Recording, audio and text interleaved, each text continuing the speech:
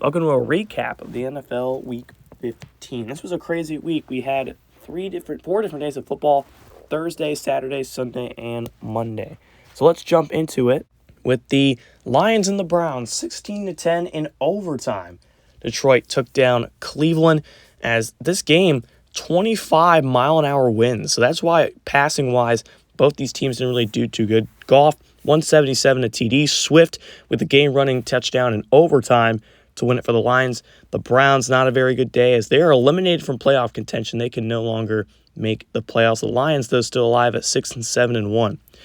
Saturday games. This one was the most historic game probably ever. 37-34. The Dolphins win against the Saints. But look at the bottom on the Dolphins. 31-0. And they come back and beat the Saints.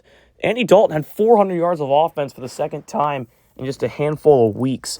Kamara, Jarvis Landry finally showing himself as an impact for the New Orleans Saints as Tua threw for 289, 3 TDs, but the Dolphins get the job done.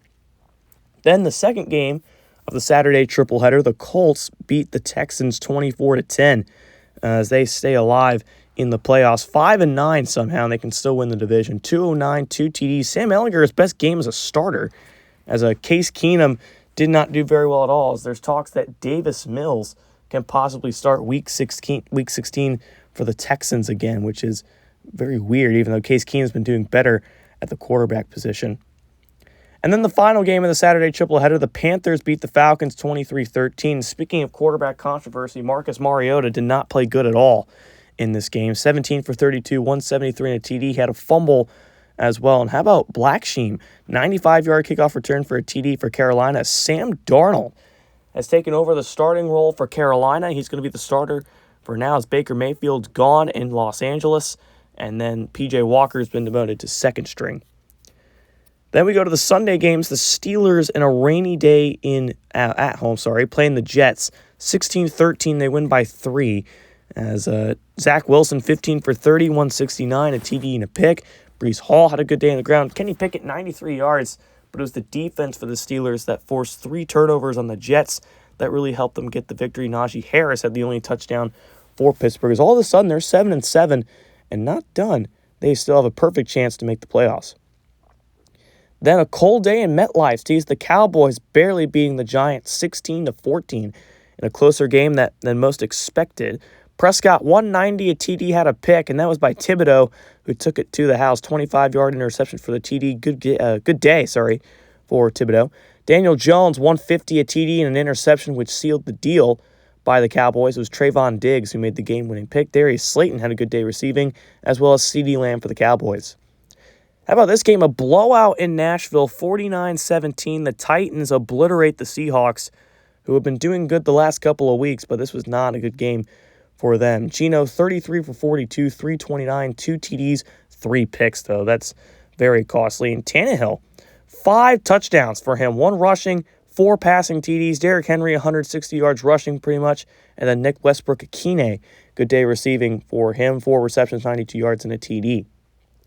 The Bengals win at 38-21 and secure a playoff spot against the Denver Broncos, who currently have the second overall pick at the moment in the draft. Bringing in Russell Wilson has not helped right now. There's even talks that he might get benched later in the future. But they're eliminated from the playoffs. They've been eliminated since last week. But the Bengals, though, 3 TDs for Joe Burrow.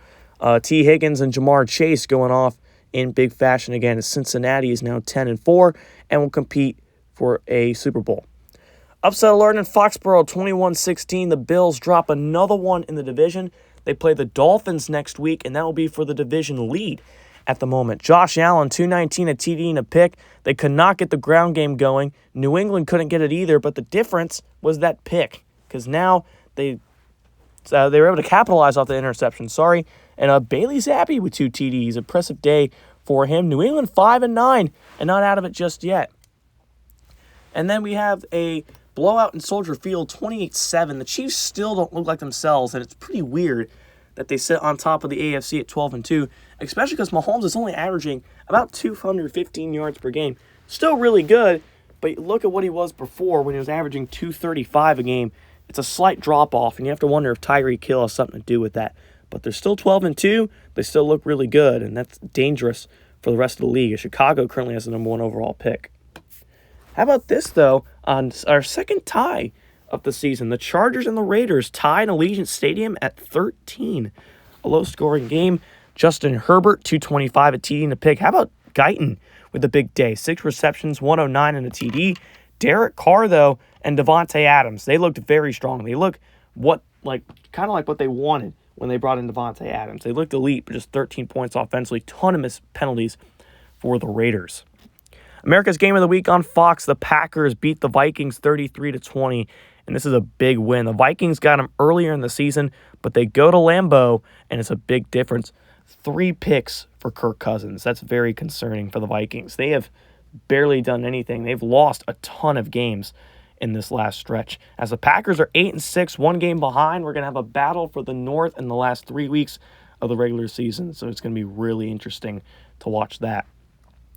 The 49ers stay undefeated under the helm of Brock Purdy, 39-17. They beat the Cardinals in Glendale. Purdy, 310, 4 TDs, continuing his reign of terror. McCaffrey had 2 TDs on the day. Kyler Murray couldn't do much, and there's even talks about letting Colt McCoy get in there at some starting reps. But the backup tight end, Trey McBride, did pretty well. The Cardinals won 4 in a row. Those only 4 wins on the season. And then the battle in Florida, the Jaguars win 31-28 on a last-second field goal to beat the Buccaneers. And Trevor Lawrence looked really good today. They're 7-7, second in the AFC South. At the moment, the Bucs slipped to 7-7 as Brady had the better day, but Lawrence got the ball last and gave Tom Brady a taste of his own medicine. As a lot of people around the league are saying, haha, Tom Brady. But the Buccaneers 7-7, pretty concerning.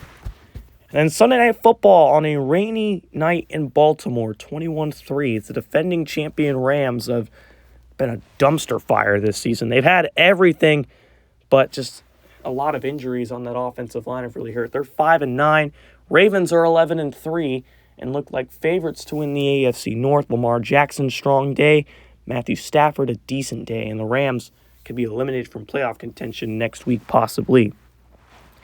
And we wrap things up with Monday Night Football. The Eagles win 24-14. They get redemption after losing to the Bengals last week, and they progress to 12-2, and they lock up the NFC East with a win. So that's exactly what they do, as they will play Dallas next week. That'll be a big game. Jalen Hurts, 2 TDs. Miles Sanders, a good day. Same with A.J. Brown. Taylor Heineke had a late pick that would end the Commanders' near comeback. They slipped to 5-9 on the season in a tough NFC East. Standings, though, we have Kansas City sitting on top of the AFC. Baltimore at 11-3 goes to second. Buffalo 11-3. Titans 7-6-1 lead the South, with the Dolphins and Bengals at 10-4. Chargers at 7-6-1, the final seat. Pittsburgh and Jacksonville 7-7 in the hunt. Raiders, Colts, Patriots, and Jets can all still make the playoffs. So we got a tight race in the AFC. In the NFC, Eagles 12-2. 49ers at 10-4, Vikings at 9-5, Bucks at 7-7, the division leaders, with Dallas at 10-4, Packers 8-6, and then we got a tie for the 7th seat with the Seahawks getting the tiebreaker over the Giants, with the Lions, Saints, Falcons, Rams, Commanders, and Panthers all still in the hunt. So more teams in there for the NFC. They got a chance to make the playoffs. This is ASC signing off.